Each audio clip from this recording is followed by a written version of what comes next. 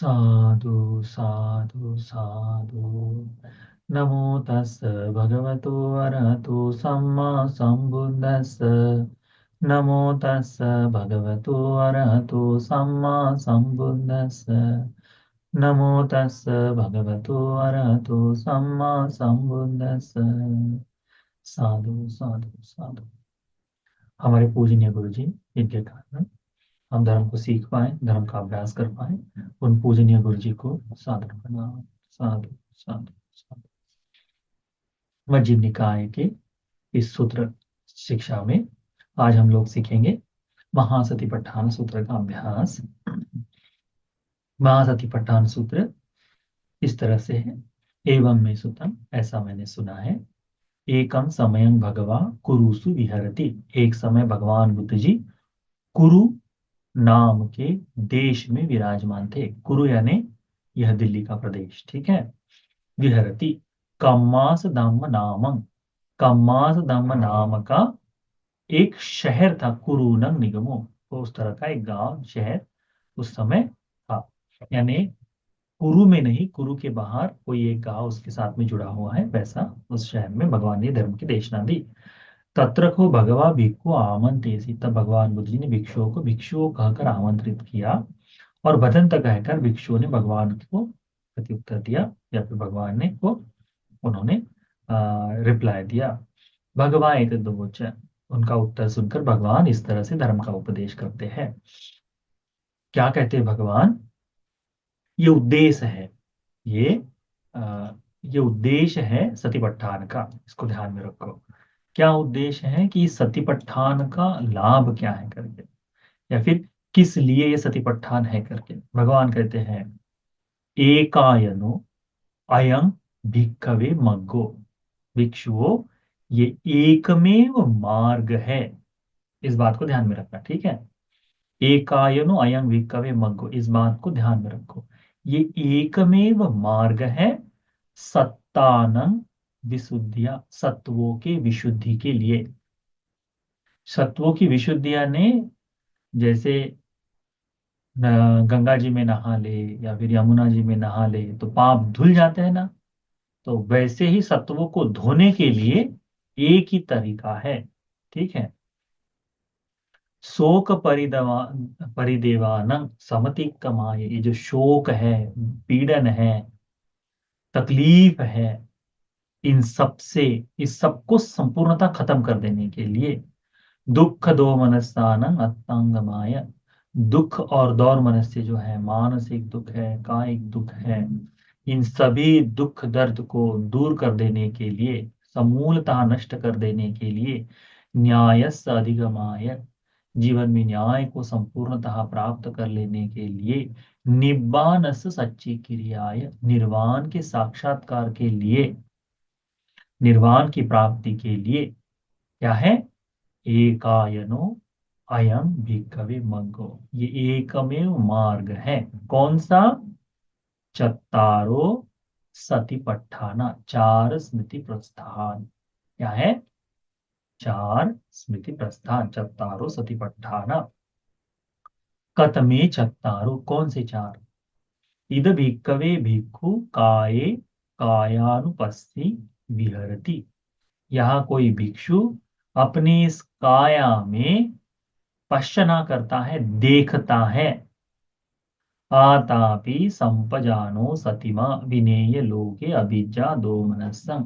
अपने आप को बहुत मजबूत पुख्ता करते हुए, तपाते हुए, स्मृति संप्रगण्य से देखता है, अपने भीतर की अविद्या और दौर मन से जो है इनको दूर कर कर, ठीक है। उसी तरह से वेदनासु वेदनानुपस्सी विहरती। ये शरीर में, इसी 3.5 फीट की काया में जितनी भी वेदनाएं होती है, इन वेदनाओं को, उनको उस तरह से, जैसी जैसी वेदना हो रही उनको देखना है। इसका पूरा विस्तार किया है कि कौन सी वेदना, कैसी वेदना, उसके बारे में सीखेंगे, ठीक है। तो शरीर के बारे में भी जो है वो भी, उसके बारे में, वेदनाओं के बारे में, उसके बारे में बाद में कहा है चित्ते चित्तानुपस्सी विहरति।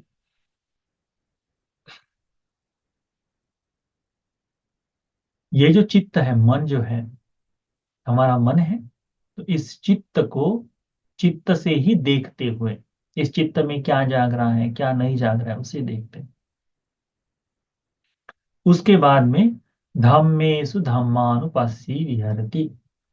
अब जब चित्त कह दिया है, हम संपूर्णतः कहते हैं कि जब मन कह दिया है तो सारे ही धर्म मन से सजित होते हैं, फिर ये धम्मानुपස්සना की क्या आवश्यकता। तो धम्मानुपස්සना ये है कि शरीर, वेदना और मन, इनसे बनकर जो कुछ भी जीवन में चल रहा है उसे कहते हैं फेनोमिना। एक तरह से संपूर्ण विश्व जो कह सकते हैं, जितनी भी इस शरीर के कारण, वेदनाओं के कारण, मन के कारण ही कर्म का सकस होना, कर्म बन रहा है। इन्हीं के कारण हम अपने संस्कार जो बना रहे वो बना रहे हैं। इन्हीं के कारण जन्म के बीज बोए जा रहे हैं। इससे जन्म भी बन रहा है, उत्पत्ति हो रही है। ये सब जिस तरह से हो रहा है, इस पूरी चैन को, इस पूरी प्रक्रिया को क्या कहते हैं, धम्म। सो धम्मेसु धम्मानुपस्सी विहरति। इस संपूर्ण जीवन के होने वाले कर्म से लेकर क्रियाओं को संपूर्णतः, जिससे राग द्वेष मोह उद्भत जागता है, नष्ट होता है, वेदनाएं जागती है, नष्ट होती, इन सभी को धर्म कहा गया है। सो धम्मेसु धम्मानुपस्सी विहरति। ठीक है, उसे भी धर्म को धर्म से ही देखना है कि जो घटित हो रहा है उसको उस तरह से देखते हुए, फिर ये घटित होते हुए उसको देखते हुए भी इससे मुक्ति के लिए भी भगवान बताते हैं। तो वो कैसे है करके वो भी देखेंगे। उसमें से पहला है कायानुपස්සना। कायानुपස්සना में ये संपूर्ण काया है, ठीक है। इस काया के लगभग 16 हिस्से, 14 हिस्से बनाए गए हैं। चतुर्दश कायानुपස්සना, कितने काया के, कायानुपස්සना के कितने हिस्से हैं, 14 हिस्से हैं। तो इन 14 तरीकों से आप कायानुपස්සना कर सकते हैं। एक ही तरीका नहीं है। कायानुपස්සना में भीतर आने के 14 तरीके हैं, एक तरीका नहीं। जैसे सम्मा दिट्ठि सूत्र में भगवान ने बताया कि सम्यक दिट्ठि, सारिपुत्र बंते जी विस्तार करते हैं सम्यक दिट्ठि के बारे में, तो कहते हैं कि 16 प्रकार से सम्यक दिट्ठि उत्पन्न हो सकती है। तो घुमा फिरा के एक तरह से आ ही जाता, वैसे ही कायानुपස්සना भी 14 प्रकार से की जा सकती है। उसमें से एक प्रकार है, केवल एक प्रकार है, उसे कहते हैं आनापान पब। क्या कहते हैं, आनापान सति का अभ्यास। 14 में से एक, ठीक है। यदि कोई व्यक्ति आपको कहे कि यदि आपको चतर सतिपट्ठान का ही अभ्यास करना है और आनापान सति अनिवार्य है, तो धर्म के हिसाब से वो नहीं हो सकता। धर्म में, भगवान की वाणी में 14 प्रकार इसमें बताए गए हैं, उसको एक एक करके देखते हैं। कैसे कोई भिक्षु काया से कायानुपස්සना को करता है, काया में अनुपස්සना करता है। इद भिक्खवे भिक्खु अरण्य गतो वा रुक्खमूल गतो वा शून्यागार गतो वा निसीदति पल्लंकं आभुजित्वा उजुं कायं परिधाय परिमुखं सतिं उपट्ठित्वा। क्या कहते हैं भगवान, कोई भिक्षु यहाँ अरण्य गतो वा, अरण्य में जाकर बैठता है, रुक्ख मूल गतो वा, वृक्षों के नीचे बैठता है, शून्यागार गतो वा, एकांत में, शून्यागार में, जहां एकांत मिल सके ऐसी जगह में। तो भगवान ने आनापान सति या फिर सतिपट्ठान करने के लिए कोई भी पर्टिकुलर जगह नहीं बताई है कि यही बैठना चाहिए, ठीक है। अलग अलग जगह से आप उसको बैठ सकते हैं। निसीदति पल्लंकं आद्विजित्वा, तो दोनों पैरों को फोल्ड करके बैठ जाओ। जिनको तकलीफ हो वो दूसरी तरफ से बैठ सकते हैं, ठीक है। तो बैठ कर क्या करना है, उजुंग कायं पनिधाय, अपने शरीर को सीधा करके, परिमुखं सतिं उपट्ठपेत्वा, अपनी संपूर्ण स्मृति को अपने सम्मुख लाकर, ठीक है, अपने सामने ले आकर, सो सतो अस्य सति, स्मृतिमान होकर सांस को लेता है, सतो व पश्य सति, स्मृतिमान होकर सांस को छोड़ता है, दीघं व अससंतो दीघं अससामिति पजानाति। जब श्वास, सांस जो है हम लेते समय दीर्घ सांस है, तो दीर्घ सांस ले रहा हूं ऐसा जानता है। दीघं व पश्यन्तो दीघं पश्यामीति पजानाति। जब दीर्घ सांस, बड़ी लंबी सांस छोड़ रहा है तो लंबी सांस छोड़ रहा हूं ऐसा जानता है। रसंग व ससंतो रसंग ससामीति पजानाति। जब छोटी सांस हो रही है, छोटी सांस ले रहे हैं तो छोटी सांस ले रहा हूं ऐसा जानता है। रसंग व पश्यन्तो रसंग पश्यामीति पजानाति। जब छोटी सांस छोड़ रहे हैं तो छोटी सांस छोड़ रहा हूं जानता है। इस बात को ध्यान में रखो कि ये जो लंबी सांस और छोटी सांस है, ये एक समय के बैठक से पता नहीं चलेगी। ठीक है, ये एक समय के बैठक से पता नहीं चलने वाली। इसके लिए दीर्घकाल तक अभ्यास करने की आवश्यकता पड़ेगी आपको। एक छोटे समय के लिए नहीं, दीर्घकाल तक, लंबा समय जब तक आप बैठोगे तब आपको पता चलेगा कि हाँ, ये जो सांस मैं ले रहा हूं, ये जो सांस मैं छोड़ रहा हूं, ये लंबी है, ये दीर्घ, ये छोटी है। इसको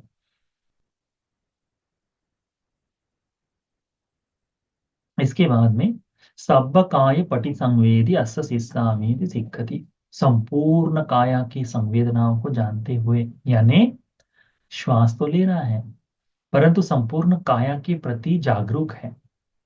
वो तरंगे देखने वाला काम उस तरह से नहीं बताया है इसमें, वो वेदनाओं में बताया जाता है। ये जो है कि संपूर्ण काया जैसी है कि मैं अपने पैरों से लेकर सर तक देखता हूं और उसे देखकर मैं श्वास ले रहा हूं, यानी केवल छोटी बड़ी तक नहीं। तो जब हम देखते हैं कि अपना ऑब्जर्व, हम हमारा जो ध्यान करने का जो दायरा है वो थोड़ा सा और एक्सपैंड कर दिए। पहले तो सांस ले रहे हैं तो नाक से सांस लेते हुए छोड़ते हुए देखें, फिर उसको और थोड़ा सा सूक्ष्म कर दिए। कैसे कि छोटी ले रहे हैं बड़ी ले रहे हैं, फिर उसको और सूक्ष्म कर दिए कि पूरी काया को देखते हुए सांस ले रहे छोड़ रहे।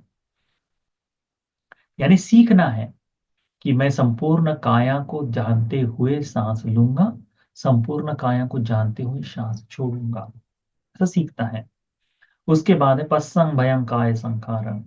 शरीर के काया संस्कार जो है कौन से हैं? आश्वास प्रश्वास, ये काया का संस्कार है। आश्वास प्रश्वास, तो कितनी काया का संस्कार है?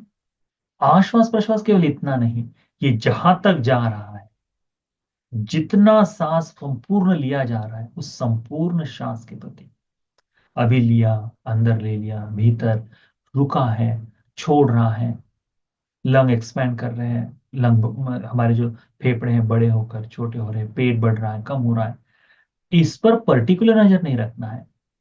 यानी कोई यदि कहे कि मैं तो पेट को ही देखूंगा तो पेट फूल गया, कम हो गया, फूल गया, कम, वो नहीं बताया है।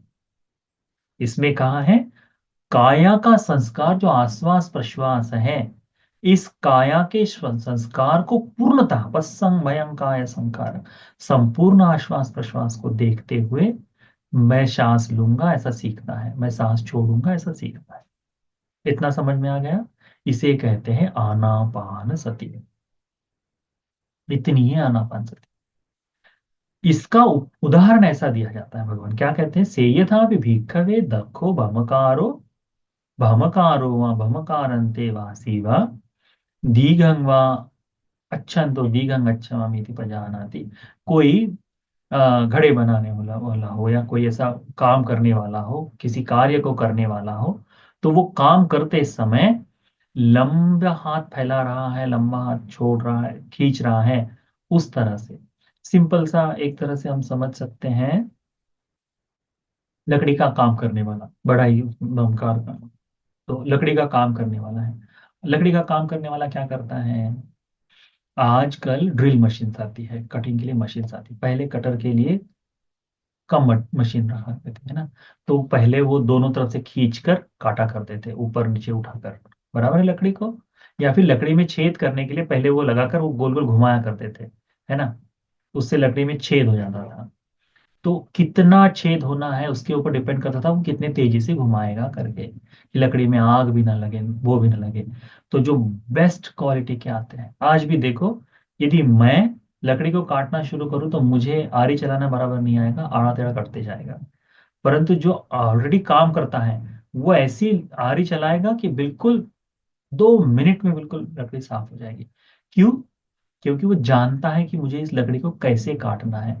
उसी प्रकार से भगवान ने कहा है कि कोई जानता हुआ, दक्षो, दक्षो का मतलब होता है निपुण, अपने कार्य में एक्सलेंट, परफेक्ट पर्सन, ये जो है वह या उसका जो सहकर्मी है, उसके पास काम करने वाला अप्रेंटिस जो है, वो भी जब आरी को दिल लंबा काटता है तो जानता है कि मैं लंबा चला रहा हूँ आरी को, छोटा चलाता है तो छोटा चला रहा हो जाता है। उसी तरह से, जिस तरह से वो लंबी आरी चला रहा है, छोटी आरी चला रहा है, उसी तरह से हमें भी सीखना चाहिए कि मैं सांस को इस तरह से सांस ले रहा हूँ, सांस को छोड़ रहा हूँ, इस तरह से अभ्यास करना चाहिए। तब फिर आगे चलकर भगवान कहते हैं कि इति अज्जत्तं वा काय कायानुपस्सी विहरति, इसी तरह इस काया को देखते हुए, अभी श्वास को देखना यानी इस तरह की, एक तरह से काया को देखना ही है। इति अज्जत्तं वा काय, इस तरह से आध्यात्मिक काया को देखते हुए, अंदर की भीतरी काया को देखते हुए, बहिर्दा वा काय, बाहर से काया को देखते हुए, श्वास को अंदर से भी देखना है और शरीर के बाहर होने वाले संवेदनाएं जो है, यानी संस्कार जो है, काया के संस्कार, उन्हें भी देख रहा है। तो भीतर भी देखते हुए, बाहर भी देखते हुए वह कायानुपස්සना करता है। भीतर बाहर दोनों तरफ देखते हुए कायानुपස්සना करता है। समुदय समुदय धम्मानुपस्थिवा कायस्मिन् विहरति, ये जो शरीर बन रहा है तो सजन होते हुए जो समुदाय है वह वय धम्मानुपस्सी, शरीर को धीरे धीरे खट घटता जा रहा है, उसके हिसाब से भी देखता है। यानी हमेशा स्वभाव सरीखा नहीं होगा, हमेशा शरीर की स्थिति सरीखी नहीं होगी। तो जैसी उस समय की जो जो स्थितियां है उस तरह से देखते हुए, समुदाय वय धम्मानुपस्थिमा, एकाएक आना और घट जाना, इन दोनों दिशाओं को एक तरह से देखते हुए, अत्थिकायोतिवा पनस सति पच्चुपट्ठिता होती, ये काया है, ये शरीर है, इसके प्रति वह स्मृति को प्रतिष्ठित करता है। यावदेव ज्ञानमत्ताय पटिस्सति मत्ताय अनिसितोच विहरति, इस तरह से वह व्यक्ति क्या करता है कि ज्ञान से इसको देखते हुए, यह काया है, स्मृति को जगाने के बाद इस स्मृति को बढ़िया से ज्ञान से देखते हुए, कैसे, तो न्याय ज्ञान मत्ता है, ज्ञान से देखते हुए, पटिसति मत्ता है, स्मृति के साथ इस शरीर को देखते हुए, कायस्मिन् विहरति, इस काया से वह जीवन जीता है। अनिश्चितोच विहरति, वह क्या करता है, इसके प्रति निरागस भाव को जगाता है, निरपेक्ष होकर यह भाव जगाता है। ठीक है, ये निरपेक्षता जो जागती है उसमें फिर कहा है नच किंची लोके उपादीयति, कि मैं इस लोक में, यह मेरा, मेरी आत्मा वगैरह नहीं, ऐसा भाव कहीं नहीं रहने देता। समझ रहे हैं? जब व्यक्ति ये शरीर है इस बात का बोध हो जाए, ज्ञान मत्ताय पटिसति मत्ताय, इस तरह से आनापान सति करने से क्या होगा कि इस शरीर में, ये शरीर है ऐसा भाव जागना चाहिए। शरीर है, शरीर ऐसा भाव जागते ही, ज्ञान से देखते ही, स्मृतिमान होकर देखते ही, इस शरीर के प्रति आसक्ति जो है, इस अनिश्चितोच विहरति, इस आसक्ति को छोड़कर विहरण करता है। नच किंची उपादीयति, नच किंची लोके उपादीयति, किसी भी लोक में न बने रहने के लिए, यह मैं मेरा, मेरी आत्मा, ये भाव न रखते हुए वह जीवन जीता है। एवं पिको भिक्कवे भिक्खु काये कायानुपस्सी विहरति, इस तरह से वह भिक्षु काया के प्रति कायानुपස්සना करता है। कायानुपස්සना का एक तरीका ये हो, ये एक तरीका क्या, सांस को देखना, सांस को देखने से क्या होगा, ये शरीर है, अत्थि इमस्मिन् काय, यह अत्थि कायो, ये काया है, ये भाव प्रकट हो जाएगा। आनापान को वह खत्म होता है। दूसरा है पुनच परं भिक्खवे भिक्खु, फिर कोई भिक्षु, वह आनापान सति करने वाला ही आवश्यक नहीं, जिसे आनापान सति करने में दिक्कत हो तो वह उसने व्यक्ति ने डायरेक्टली ये करना चाहिए। आनापान सति के अलावा भी ये धर्म का साधना की जा सकती, क्या, पुनच परं भिक्खवे भिक्खु गच्छन्तो वा गच्छामीति पजानाति। अब आनापान सति बैठकर की जा सकती, ये जो साधना है यह बैठकर करने वाली नहीं है। ये चारों एरियाओं में, व्यक्ति की चार एरियाएं हैं, खड़े रहते हैं, बैठते हैं, चलते हैं और लेटते हैं, ये चार एरियाएं हैं। इनमें से चारों एरियाओं के प्रति संप्रज्ञान, जागरूकता बनाए। तो कैसे? गच्छन तो वा गच्छामीति पजानाति, जब जा रहा है तो मैं चल रहा हूं, जा रहा हूं, इस भाव को स्मृति से देखता है। ठितो वहां ठितो मीति पजानाति, जब स्थिर होता है, रुक जाता है, तो मैं रुका हुआ हूं ऐसा जानता है। निसिन्नो वा निसिन्नो मीति पजानाति, जब बैठा हुआ है तो मैं बैठा हुआ है ऐसा जानता है। सयानो वा सयानो मीति पजानाति, जब लेटा हुआ है तो मैं लेटा हुआ हूं ऐसा जानता है।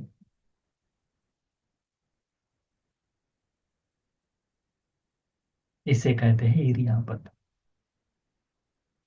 वो कहते हैं ना कि अ, कि ध्यान हटा, ध्यान कैसे रास्ते से ध्यान हटते ही दुर्घटना घटित हो जाती है करके, वो कैसा कुछ तो भी सुंदर सा है, स्लोगन है वो। वह ऐसा ही ये है। हमारा ध्यान नहीं रहेगा तो हम शरीर के प्रति स्मृतिमान हो पाएंगे क्या? नहीं। तो काम करते करते, जैसे कहीं कोई बात कर रहा है और कोई प्याज व्याज काट रहा है, अब जागरूकता बहुत मजबूत है, तो वो चाकू से क्या प्याज काटते समय भी उसका मन इधर उधर नहीं होगा। बात तो कर रहा है परंतु उस चाकू के प्रति भी जागरूक है, तो उसका हाथ नहीं कटेगा। कोई नव सीखिया, चाकू से काटते काटते काटते किसी ने थोड़ा सा आवाज लगाते ही क्या होगा? कट जाएगा कि नहीं? वैसा ही है। तो स्मृतिमान होकर क्या कहा है कि चल रहे तो चल रहा हो जानना है, बैठे हैं तो बैठा हो जानना है, खड़े हैं तो खड़ा हुआ जानना है, लेटे हैं तो लेटा हुआ जानना है। यथा यथावापनस्सकायो पनिहितो होती, जैसे जैसी इस काया को किया, काया का बदलाव किया जाता है, जैसे जैसे आपकी काया क्रिया कर रही है, तथा तथा न पजानाति, वैसे वैसे शरीर को देखता है। तो जैसे भी बैठे हैं तो बैठे ऐसे हैं, चल ऐसे रहे तो चल ऐसे रहे हैं, शरीर को जिस तरह से मोड़ा जा रहा है उस तरह से जानता है करके कहता है। क्या कहते हैं? इति अज्जतंगवा काय कायानुपस्थिति, आध्यात्मिक काया को अंदर से भी और बाहर से भी, दोनों तरह से इस तरह से काया को देखता है। अंदर बाहर से दोनों तरह से देखता है। इस तरह देखते हुए इस शरीर में होने वाले समुदाय व्यय दोनों को देखता है। समुदाय व्यय दोनों को, यानी समुदाय को भी देखता है, व्यय को भी देखता है, यानी शरीर में जीवन में होने वाले उतार चढ़ावों को वो एक तरह से देख रहा है कि अब ये बढ़ रहा है, अब ये घट रहा है, उस तरह के भाव को, कि अब मेरे मन में ये भाव जागा, ये मेरे जीवन में शरीर में ये भाव जागा, अब ये भाव खत्म हो गया है, उस तरह से देखते हुए। इस तरह से यह जब शरीर को संपूर्ण अवलोकन करता है, शरीर को देखता है, शरीर पर ध्यान केंद्रित करता है, तो क्या जानता है? अधिकायोति वा पनस सति पच्चुपट्ठिता होती, ये शरीर है, ये स्मृति जागती है। पूर्ण कायानुपස්සना का भाव क्या है? कि शरीर का बोध कर लेना। तो हमारे पास इस तरह का स्थूल शरीर है, चारों चार महाभूतों से कठोर भाव से बना हुआ शरीर है, इसीलिए हमें कायानुपස්සना है। देवताओं के लिए कायानुपස්සना इस तरह से नहीं बताई गई है, उनके लिए चित्त चेतसिक धर्म बताए गए हैं। क्यों? क्योंकि उनका मन अधिक प्रकट है, अधिक बलशाली है, अधिक देखा जाने वाला है, हमारा नहीं। तो हमारे लिए प्रबलता से क्या बताया है? इस शरीर का बोध कर लो, शरीर के बोध करने से क्या होगा? धर्म का बोध होगा। कैसे? तो जब ये काया है ये जान जाते हैं, वैसे ही जैसे ही जान जाते हैं इस शरीर है, तो फिर वो विचरण कैसे करता है? इस शरीर को देखकर इस शरीर के प्रति निरामिष जो है, या फिर वैराग्य को जगाते हुए निरपेक्ष भाव को जगाता है। अनिश्चितोच विहरति, इसके प्रति आलम्बन जो है, बंधन जो बांध के रखा है, उस बंधन से परे होकर विचरण करता है कि यह पुनः कहीं मैं मेरा मेरी आत्मा ये भाव न हो, और इससे पुनः जन्म के प्रति मेरा और कोई संस्कार न बने, इस तरह से। एवं पिको भिक्खवे भिक्खु काय कायानुपस्थिति, ये भी एक तरीका है भिक्षु काया का कायानुपස්සना करने का, इस काया से कायानुपස්සना करने का, यानी शरीर को मूलिक रखकर इस शरीर के भाव को बोध करने का एक और तरीका है, वह इरियापत, चारों इरियाओं के बारे में। उसके बाद में कहा है संपजन्न पब्ब, संपजन्न यानी संप्रज्ञान। ठीक है, ये क्या है? पुनच परम भिक्खवे भिक्खु, फिर कोई भिक्षु जो वो आनापानसति नहीं कर रहा, जो इरियापत को ध्यान में नहीं देख रहा, परंतु उसके पास दूसरा कुछ करने की इच्छा है, तो वो क्या करता है? अभिकंते पटिकंते संपजानकारी होती, यानी अभिकंते पटिकंते, चलते हुए, जाते हुए, आते हुए संपजानकारी होता है, जिस तरह का भ्रमण कर रहा है उस तरह से। अब इसमें अभी कंधे पटिक कंधे हो गया तो क्या हो गया? गाड़ी से जा रहा है तो गाड़ी से जा रहा हूँ, गाड़ी से आ रहा है तो गाड़ी से आ रहा हूँ। यहाँ केवल चलना नहीं है, एरिया नहीं है ये। जिस भी तरह से आप जहां भी जा रहे हैं, मैं वहां जा रहा हूँ, मैं वहां से आ रहा हूँ, इस तरह का भाव, इसके प्रति संप्रजानकारी होती। आलोकिते विलोकिते, इधर देखते हुए उधर देखते हुए, जहां भी देख रहे हो, इस देखने से भी आसपास में इधर उधर देखते हुए जो है वह, उसे देखते हुए भी संप्रजानकारी होती है, कि मैं अभी यह देख रहा हूं, मैं अभी कैमरा देख रहा हूँ, इस कैमरा से अपने ही रूप को देख रहा हूँ और उसके पहले आप लोगों को भी देख रहा हूँ। उसको क्या कहते हैं? कि आलोकित है विलोकित, एक तरह से कह सकते हैं, वो आवश्यक नहीं। तो देखना जो है, जिधर भी देख रहे हैं, यहाँ देख रहे हैं तो इस तरह से, उधर देख रहे हैं उस तरह से, उसके यथार्थ भाव को देखना है कि हाँ ये है, ये वस्तु ये है, उस तरह से। सम्मंजिते पसारिते संपजानकारी होती, हाथों को फैलाते हुए, अपने पास नजदीक लाते हुए, यानी कोई भी काम करते हुए, जो भी कार्य कर रहे हैं, रोटी बेल रहे तो आगे पीछे हाथ जा रहे हैं, तो मैं रोटी बेलते हुए आगे पीछे हाथ ले जा रहा हूँ। बर्तन मांजते हुए ऊपर नीचे जा रहे हैं, तो ऊपर नीचे हाथ हो रहे हैं। हम्म कपड़े धोते हुए ऊपर से पटका जा रहा है, तो वो हो रहा है। मोड़ते समय इस तरह से मोड़ा जा रहा है कपड़ा, तो उस तरह से उसे कहते हैं सम्मंजिते पसारिते, अपने हाथों को, अपने शरीर को एकत्रित करते हुए, उसको फैलाते हुए जागृत संप्रजानकारी होता है। संगाटिपत्त चीवर धारणे संप्रजानकारी होती। अब भिक्षुओं के लिए बताया है, तो भिक्षु ने जब संगाठी पहनता है तो संगाठी, हाथ में पात्र लेता है तो हाथ में पात्र, चीवर पहनता है तो चीवर, इनको लेते समय, धारण करते समय, पहनते समय जागरिक होता है। असिते पीते खाइते साइते संपजानकारी होती, खाते हुए, पीते हुए, सोते हुए, लेटते हुए, चलते हुए संप्रजानकारी होता है, जागरिक होता है। भगवान अंतिम में कहते हैं कि कैसे?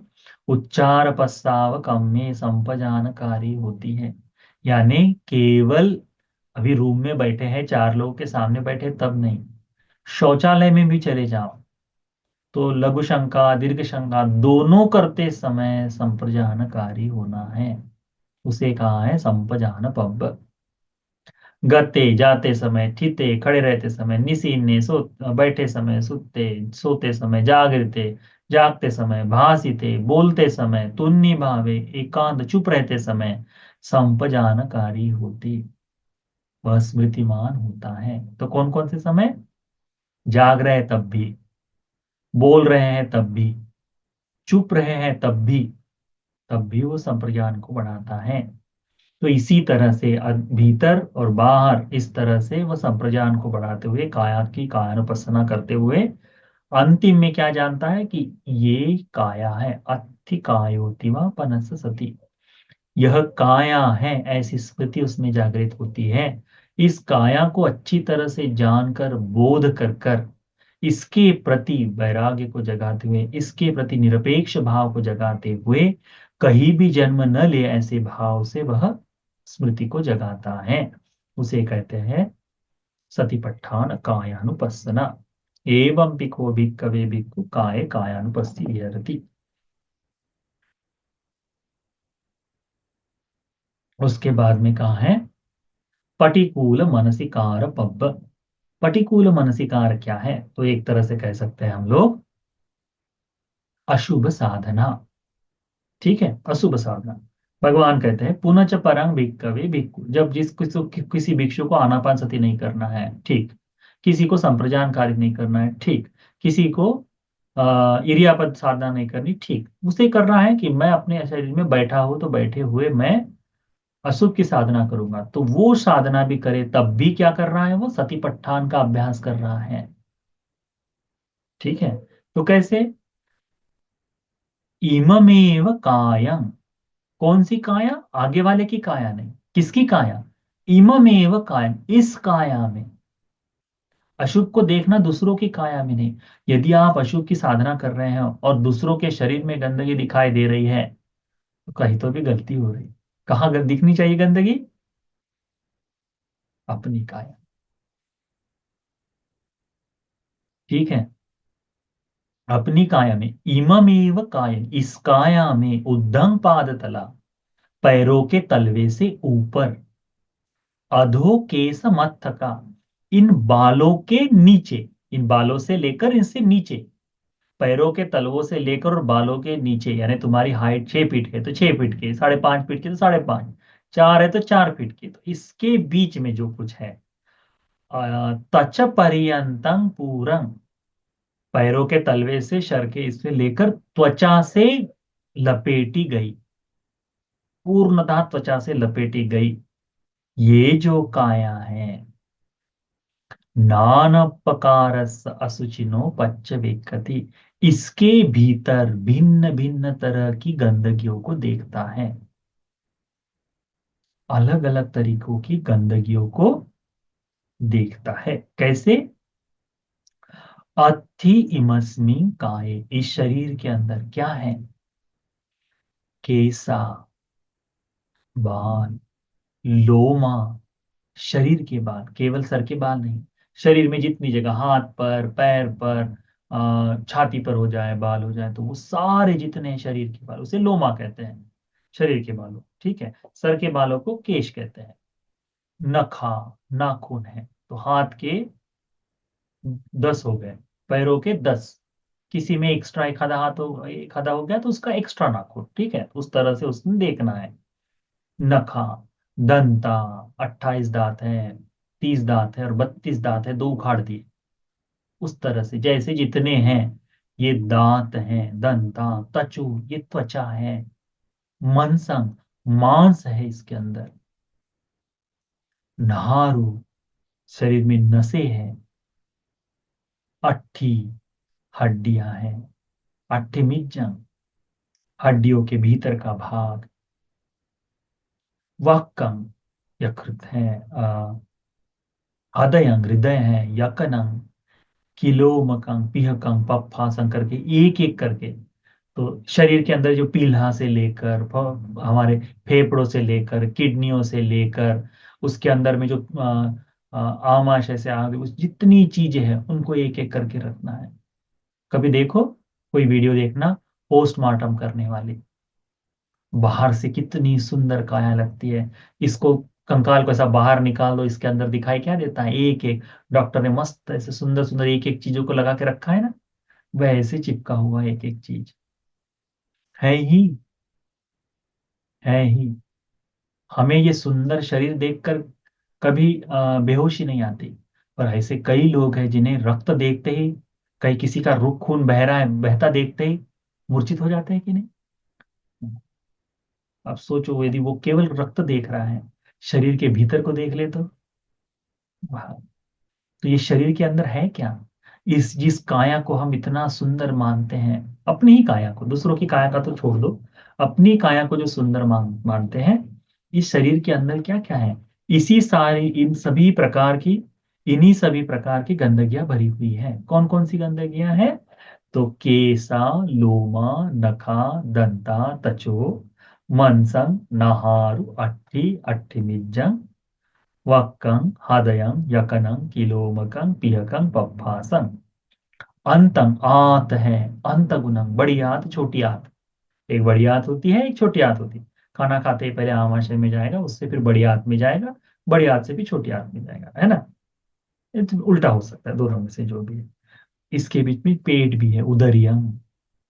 इस उदर के भीतर में क्या होता है, पेट के अंदर क्या है, तो गंदगी है। जो डाइजेस्ट किया हुआ खाना है वो इकट्ठा ही तुरंत विष्ठा बनकर बाहर नहीं निकलता, धीरे धीरे वो सारा एक एक करके, तो करीसम पूरा का पूरा अंदर ही है। देखो, टॉयलेट की बदबू कितनी सुंदर होती है, बदबूदार होती है, भयानक होती है ना। ये सारी गंदगी यही तो रखी रहती है, और कहीं नहीं है। बाहर आते ही फ्लश कर देंगे, अंदर है तो रखी हुई है। करीसं, विष्ठा को, भीतर की जो गंदगी है उसे करीसं। पित्तंग, पित्त भरा हुआ है। सेमंग, सेम, सर्दी भरी हुई है। पुब्बो, पीप भरा हुआ है, हल्की सी जख्म लगते ही उसमें से पीप जो कहते हैं ना, वो पस बहता है, वह पीले रंग का पदार्थ होता है, बनता रहता है शरीर के अंदर, धीरे धीरे बनता रहता है। कभी अ, वो पीप कैसे दिखता है वो देख लेना, शरीर के अंदर का लाल रंग का निकले, पीले रंग का निकले, हरा सा घाव नजर आता है। वो केस तोड़ वगैरह होने के बाद उनको दबा कर जो निकालते हैं, देखा है तुमने, वैसा है।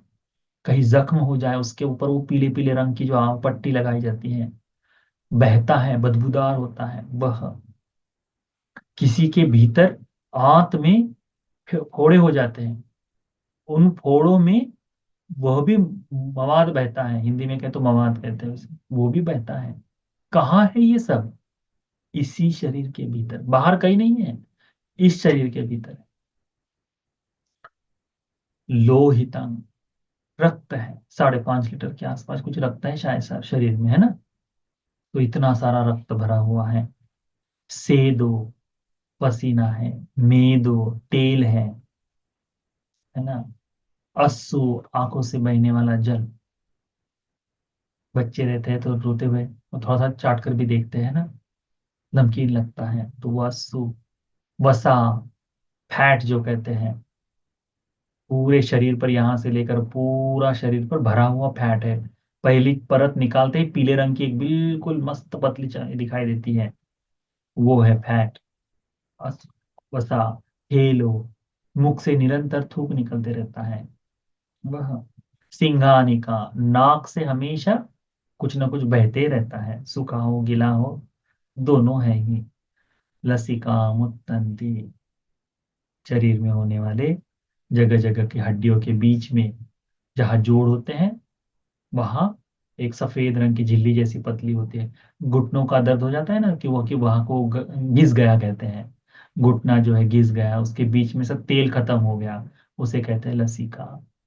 मूत्रंती, और मूत्र भरा हुआ है शरीर में, स्त्री हो पुरुष हो जानवर हो कोई भी हो, सबके शरीर में मूत्र भरा हुआ है। जब ज्यादा भर जाता है तो जाकर वॉशरूम जाना पड़ता है, नहीं तो भरा हुआ तो है ही। किसके शरीर में, इसी शरीर में भरा हुआ, इसी शरीर में भरा हुआ। तो इसका चिंतन करना है कि मेरे ही शरीर में ये सारी गंदगियां हैं, दूसरे के नहीं, अपने शरीर में। भगवान कहते कैसे देखना है इसको, सेयतापि भिक्खवे। भिक्षु, भगवान कहते हैं कि कैसे देखना है, तो इस तरह से देखना है। उभतो मुखा, कि कोई एक थैली है, कोई एक जैसे हमारे अनाज की बोरी है जो दोनों तरह से खुल सकती है, तो उभतो मुखा, उतोली, बोरी है। नाना विहित धान्यस्य, उसमें अलग अलग प्रकार का सामान रखा हुआ है, धान रखा हुआ है, धान्य रखा हुआ है। क्या कहते हैं, सेयति दंग सालीनं वीहीनं मुग्गानं मासानं तीलानं तंडुलानं। अलग अलग तरीके की चीजें रखी हुई है, उसमें रखा हुआ है चावल का, धान रखा हुआ है, गेहूं रखा हुआ है, दाल रखी हुई है, उसके अंदर मूंग रखी गई है, तिल रखा गया है, राई रखी गई है, अलग अलग चीजें रखी गई है। अब जिसकी आंखें हैं, तमेन चक्षुमा पुरिसो, तब कोई जिसकी आंखें हैं, अंधे आदमी का नहीं, जिसकी आंखें हैं पूरी सो मुच्चित्वा पच्चवेक्षसी, तब वह उसको खोलकर देखता है। उस बोरी को खोलकर देखता है, कैसे? इमे साली, कि यह चावल है, इमे विही, यह गेहूं है, यह मूंग है, यह तिल है, यह राई है, करके एक एक चीजें खोलकर देखता है। अब जिसकी आंख है उसको दिखाई देगा कि नहीं? दिखाई देता है। हम लोग सुपरमार्केट वगैरह जाते हैं, चावल खरीदने से पहले क्या करते हैं? देखते ऐसा, उस बोरी में हाथ ऐसा डालते हैं, सब ऊपर उठाते हैं, हाँ, और फिर छोड़ते हैं, ये ठीक नहीं। फिर निकालने के बाद उसका डस्ट भी देखते हैं, ज्यादा डस्टिंग वाला है, शाइनिंग वाला है, तो ये ठीक नहीं कहते हैं, या फिर है तो फिर ठीक है कहते हैं। उस तरह से देखा जाता है। तो कैसे? उसको खोलकर, वो है। उसी उसी तरह से इस शरीर को खोलकर, इस शरीर को खोलकर देखना है, कहते एवमेव को भिक्कवे भिक्खु, इसी तरह से भिक्षुओं, इस पैरों के तलवों से ऊपर, सर के बालों से नीचे, त्वचा से लपेटे गए शरीर को, शरीर में 32 प्रकार की अशुचियों को देखता है। इस तरह से अंदर से देखते हुए, बाहर से देखते हुए, कायासु कायानुपස්සना को बढ़ाता है वह भिक्षु। इसमें उदय व्यय, शरीर बदलाव होते रहता है, अच्छा होते रहता है, बुरा होते रहता है, जैसे जैसे भाव है उन सबको देखते हुए, शरीर में होने वाले सारे बदलावों को जानते हुए उसको देखता है। दोनों तरह से समझते हुए वह इस भाव पर आ जाता है। दीर्घ काल तक इसका अभ्यास करने के बाद क्या समझता है? अत्थि अत्थि इमस्मिन् कायो, यह काया है, अत्थि कायो दिवा, पनस सती पच्चुपट्ठिता होती, यह काया है, ऐसी स्मृति उसमें जागती है। तो ये ध्यान से, ज्ञान से, स्मृति से देखकर, समझकर उसे क्या समझ में आता है? कि शरीर के प्रति जो मोह है वह त्यागना चाहिए, त्यागना चाहिए। और फिर मैं इस शरीर में कहीं वास नहीं करना चाहता, ऐसा भाव जागता है। भगवान ने कहा इसे कहा है भिक एवं भिको भिक्कवे भिक्खु काय कायानुपस्थिति विहरति। तो वास्तव में कायानुपස්සना क्या है? आनापान सति कायानुपස්සना नहीं। कायानुपස්සना क्या है? इरियापद भावना कायानुपස්සना। अशुभ की साधना कायानुपස්සना। कायानुपස්සना का वास्तव में उद्देश्य क्या है? कि शरीर के यथार्थ को जान जाना। जानते ही क्या होगा? इस शरीर के प्रति जो बंधन बांध कर रखे हैं उसका ममत्व घटना चाहिए, उसका ममत्व कम होना चाहिए। इस ममत्व को खत्म करने के लिए कायानुपස්සना एक तरह से, क्योंकि जब काया से ममत्व खत्म हो जाएगा तो धम्मानुपස්සना तक पहुंचा जा सकता है। तो इसे कहते हैं पटिकूल मानसिकार पब, यानी अशुभ की साधना का पर्व। ठीक है, इतना समझ में आ गया? आज के लिए इतना काफी है। मध्यम निकाय के 10वें सूत्र सतिपट्ठान सूत्र में हम लोग कायानुपස්සना का अभ्यास कर रहे हैं। अगले सप्ताह कायानुपස්සना में हम धातु मनसिकार जो है वह, और शरीर के भिन्न भिन्न तरह से, ये जो शरीर है मरता है। अब तो आदमी ने बिल्कुल ऐसा, आदमी वैसे भी आलसी हो गया है। पहले तो मेहनत किया करता था, है ना, एक एक चीजों को। अब ऐसा है, मेरे घर का मरा हुआ आदमी है, एक दिन में जला दो और खत्म करो झंझट। पहले नहीं, इस शरीर को जंगलों में फेंक दिया करते थे, जंगलों में फेंक दिया करते, तब वो शरीर धीरे धीरे सड़ते गलते कैसे जाता था, उसको कैसे देखा जाए, भिक्षु कैसे उसको देखकर अभ्यास करते थे, इसको अभी हम देखेंगे। ठीक है, तो वह हो जाएगा। उसके बाद ये नवसीवती का जो पर्व है, 9 प्रकार से उसको शरीर को देखना जो है ना, 9 प्रकार के हिस्सों से होता है वह, उसको देखकर कैसे कायानुपස්සना की जाती है उसके बारे में हम सीखेंगे। तब हमारा कायानुपස්සना पर्व पूर्ण होगा। पश्चात हम वेदनानुपස්සना और चित्तानुपස්සना एक दिन में पूरा करेंगे उस तरह से। ये दोनों, वेदनानुपස්සना क्या है वास्तव में वो भी जानेंगे, और चित्तानुपස්සना क्या है वो भी जानेंगे। बहुत सुंदर है, बहुत सुंदर है, और इतना सिंपल है कि आप उसकी कंपेयर सोच ही नहीं सकते। आपको लग रहा होगा कि सतीपट्ठान बड़ा कठिन काम होगा, ऐसा नहीं है। करना मुश्किल काम है, समझना आसान है। तो ये धर्म उस तरह से बताया, इतना फैसिनेटिंग है सतीपट्ठान सूत्र। यदि 2 हफ्ते लगे तब भी सुनो, 3 हफ्ते लगे तब भी सुनो, 5 हफ्ते भी यदि सतीपट्ठान को सिखाएं तब भी सुनो। इस धर्म को सीख लेने के बाद दूसरा कुछ सीखने लायक बचता नहीं है, ऐसा समझ लो। किसी व्यक्ति के लिए ये भी पर्याप्त है, परंतु बहुसुत होने के लिए बताया है, इसलिए सारे सूत्रों को सीखेंगे। ठीक है, आज के लिए इतना काफी है। तो आज हम सभी लोगों ने यहाँ पर इकट्ठा होकर भगवान बुद्ध जी के बताए सतिपट्ठान सूत्र के एक भाग को हमने सीखने की कोशिश की। इस आशय से इस समय बहुत सा पुण्य अर्जन किया। ये सारा पुण्य आप सभी को सतिपट्ठान के प्रति श्रद्धा को जगाने के लिए, धर्म के बोध के लिए, इस सतिपट्ठान धर्म का अभ्यास करने के लिए पुण्य उपकारी हो जाए। साधु साधु साधु।